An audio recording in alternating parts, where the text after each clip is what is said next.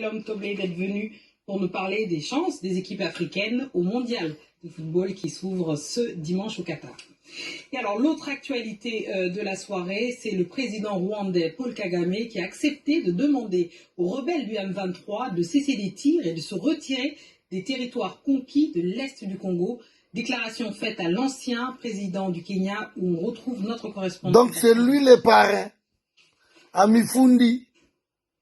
De retour à Nairobi, après des réunions avec des officiels congolais à Kinshasa et à Goma, l'ancien président kényan et actuel envoyé pour la paix de la communauté est-africaine, Uhuru Kenyatta, a organisé des rendez-vous téléphoniques avec plusieurs leaders de la région, parmi lesquels le président rwandais Paul Kagame. Et les deux hommes sont tombés d'accord sur deux sujets. Tout d'abord, il est urgent que les troupes est-africaines déployées dans l'est de la RDC prennent le contrôle le plus rapidement possible des zones qui sont actuellement sous le contrôle du M23.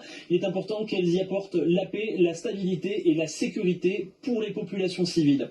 Et ensuite, selon le communiqué publié par Uhuru Kenyatta, le président rwandais Paul Kagame aurait accepté d'exhorter le M23 à un cessez-le-feu et à un retrait des zones qu'ils occupent actuellement. Mais voilà, quelle va être la suite de ce conflit dans l'est de la RDC? Impossible de le dire pour l'instant. J'étais il y a de cela 2 jours avec les troupes kenyanes qui sont en train d'être déployées dans l'est de la RDC et leur chef était clair. L'objectif premier n'est pas de combattre, n'est pas d'affronter le M23. Ils sont plutôt là pour aider à la démobilisation des combattants. Voilà. Il est impossible de dire s'ils pourront reprendre ces zones actuellement contrôlées par le M23 et s'ils accepteront de combattre le cas échéant.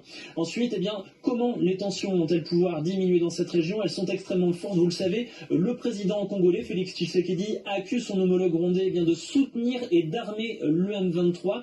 Les tensions sont très fortes entre les deux pays. Deux pays qui doivent se retrouver la semaine prochaine pour le sommet de Luanda 2. Alors, nul doute que ce communiqué est d'une très grande importance puisque les officiels congolais et rwandais doivent négocier pour permettre d'apporter une paix durable dans l'est de la RDC.